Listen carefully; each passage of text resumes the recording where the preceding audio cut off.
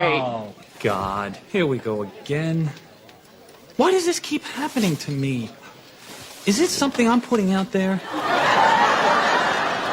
Is this my fault? Or am I just nuts? Kind of. If you just kept this to yourself, none of this would have happened. Well, I'm keeping so many things to myself these days, something was bound to slip out. Oh, you could just imagine that this is where they kept all the stuff to make their potions, you know? Look, I'm not happy about this either, but, you know, if Frost says he's happy, then we're just gonna have to keep our feelings about Emily to ourselves. Are you cool with that? No. In English phrasal verbs we will learn the verb, keep to. It means 1. When you don't share information. Examples, this recipe is too good to keep to yourself. Donna's attorney told her to keep the details of the case to herself. 2. To stay within certain limits, topics or areas. Examples, David has been keeping to a strict budget, so he can save for a new house. Let's keep to this route the whole way to Mexico. Now, let's see how keep to is used in real life. Partly because, well, they just keep coming to me.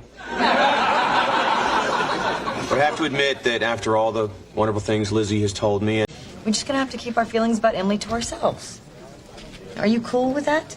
It's my fault. I keep trying to propose in these stupid ways, and all I want to do is tell you that I love you, and that I want to spend the rest of my life with you. And Why does this keep happening to me? Is it something I'm putting out there? What am I gonna do? You know, I keep trying to get rid of these feelings, you know?